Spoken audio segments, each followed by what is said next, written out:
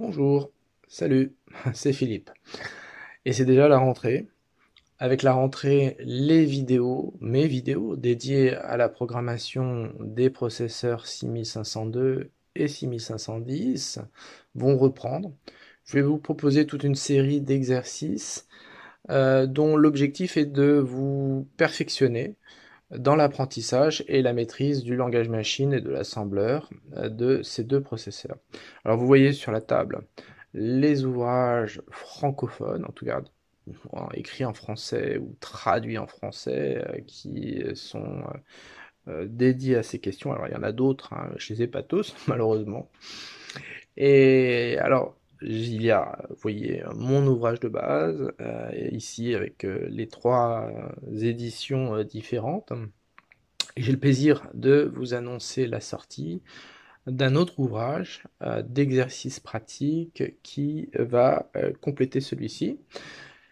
Alors, il est disponible sur Amazon au prix le plus bas possible, hein, c'est-à-dire 89 centimes, et uniquement au format EPUB. Alors, c'est un format que vous pouvez lire sur vos tablettes, même sur vos smartphones et même sur l'ordinateur. Il suffit de télécharger l'application qui permet de lire ce format. Mais ce format et surtout l'interface d'Amazon me permettent de modifier gratuitement l'ouvrage pour ajouter de nouveaux exercices, apporter des précisions et corriger des coquilles. Et tout le monde en profite. Vous voyez à l'écran la table des matières et les sujets des questions abordées dans mon ouvrage. Dans cette vidéo, je vous propose non pas de voir tous les chapitres, mais le premier chapitre, celui des conversions binaires, décimales et hexadécimales. Je vais donc cliquer sur le numéro de page. Il apparaît. Alors je dissimule un petit peu la réponse. Vous voyez ici les différents exemples à résoudre des valeurs binaires assez simples. J'ai essayé de limiter ça à des valeurs binaires correspondant à un octet maximal. Vous voyez ici c'est la valeur la plus élevée. Et ici je donne la méthode utilisée pour convertir les valeurs binaires en valeurs décimales.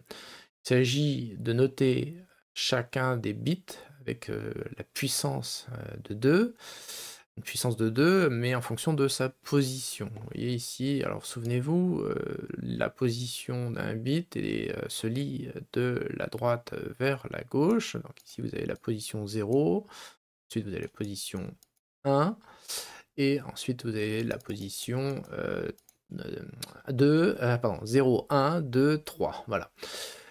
Je me trompe pas. Donc pour le premier exemple, je vous le donne ici, vous avez 2 à la puissance 3, et ensuite vous avez 2 à la puissance 1 qu'on additionne, et cela fait 10. Je vous laisse maintenant réfléchir aux réponses à donner aux autres exemples qui vous sont donnés. Passons maintenant à l'exercice numéro 2. L'exercice numéro 2, on va ici faire des conversions de valeurs décimales en valeurs binaires. Donc à nouveau, vous voyez toute une série de valeurs décimales très classiques, hein, jusqu'à 255. La méthode de conversion la plus simple va consister à diviser par 2 la valeur décimale, ainsi que chaque résultat intermédiaire obtenu. Et si à chaque étape un reste est obtenu, cela correspond à un bit activé. Alors, les restes doivent être lus du bas vers le haut pour obtenir la valeur binaire, c'est-à-dire du poids le plus élevé au poids le moins élevé. On va réfléchir au premier exemple. Ici, hop, je dépasse pas trop. Donc 10 en décimale, si vous le divisez par 2, cela donne 5, mais vous n'avez pas de reste. Donc ça va correspondre à un bit désactivé. Voilà. Ici, 5 divisé par 2, cela donne 2, mais 2 multiplié par 2, vous savez, ça fait 4, donc vous avez un reste de 1. 2 divisé par 2, c'est égal à 1.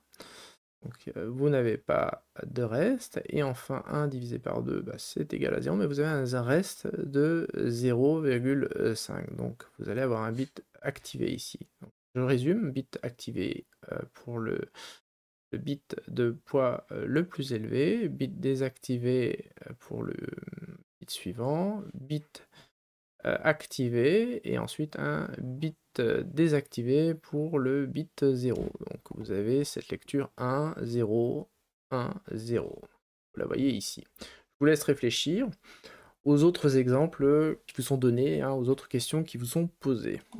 Je ne vous livrerai pas, évidemment, la réponse. À vous de réfléchir un petit peu.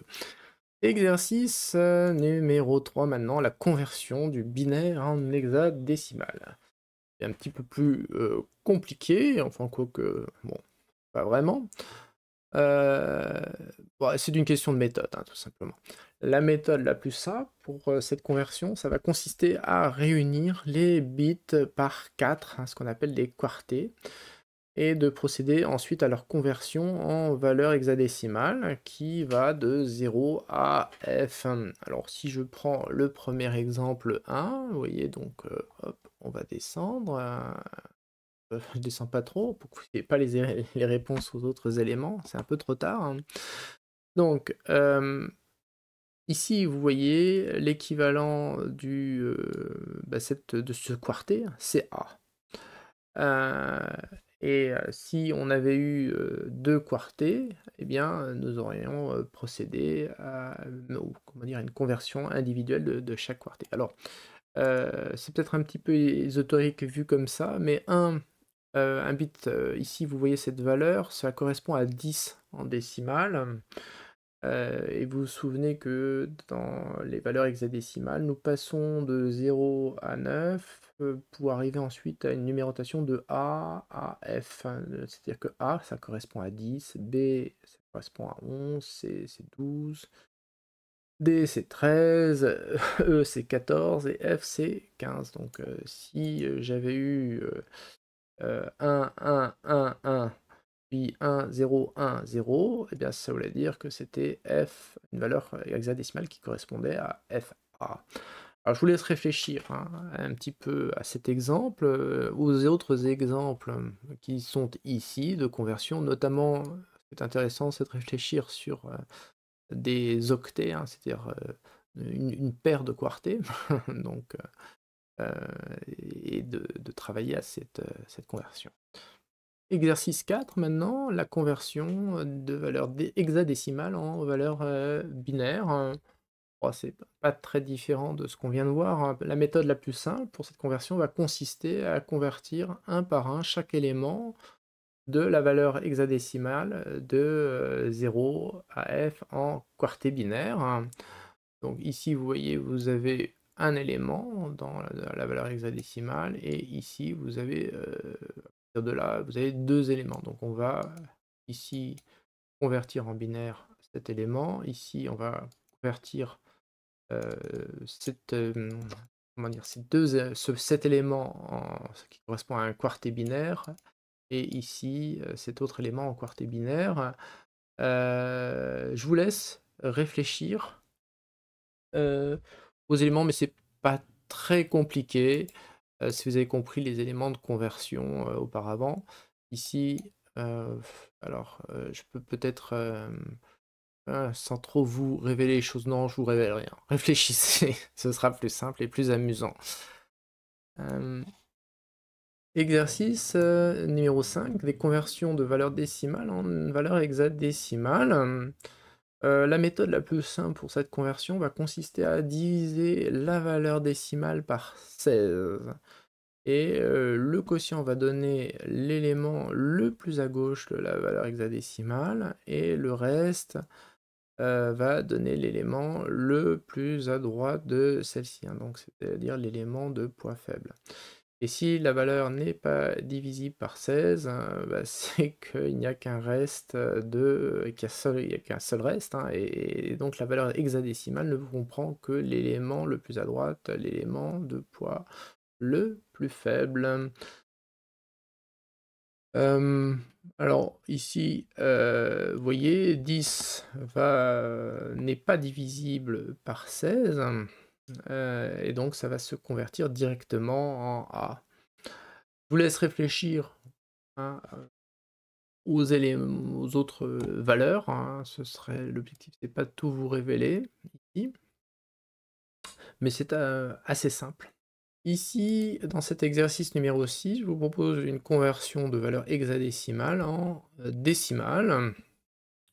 La méthode la plus simple pour cette conversion va consister à faire, l'inverse de ce qu'on a fait auparavant. C'est non pas une division par 16, mais une multiplication par 16 de l'équivalent décimal de l'élément le plus à gauche et ensuite d'ajouter l'équivalent décimal de l'élément le plus à droite de la valeur hexadécimale. Alors, si, vous n'avez qu'un seul élément, eh bien, vous n'allez pas procéder à la multiplication, évidemment. Ici, pour A, cela correspond à 10, hein, vous n'avez pas de multiplication à faire. Mais vous voyez, pour CC, cette valeur, alors je vais pas glisser en bas pour vous donner, trop d'éléments d'information sur la réponse, mais on va voir sur cette valeur CC, on va multiplier C, par 16, hein, C, donc l'élément le plus à gauche, ici, vous voyez, je multiplie par 16, ça va faire 192 et ensuite, à nouveau C, en valeur la plus à droite, ça vaut 12, donc je vais faire 192 plus 12 et c'est égal à 204. Vous faites exactement la même chose ici, vous voyez, 8 vous multipliez par 16, F vous multipliez par 16, en tout cas l'équivalent décimal, et vous rajoutez ensuite l'équivalent décimal de la valeur hexadécimale la plus à droite. Je vous laisse réfléchir, évidemment, aux exercices qui suivent, et puis même d'ailleurs les premiers, hein. La vidéo est maintenant terminée. Prochaine vidéo, on abordera le chapitre 2 de mon ouvrage, les valeurs signées. On va essayer au travers de quelques exercices, de mieux comprendre, hein, ce concept de valeurs signées. Je vous dis à bientôt et je vous souhaite un très bon dimanche.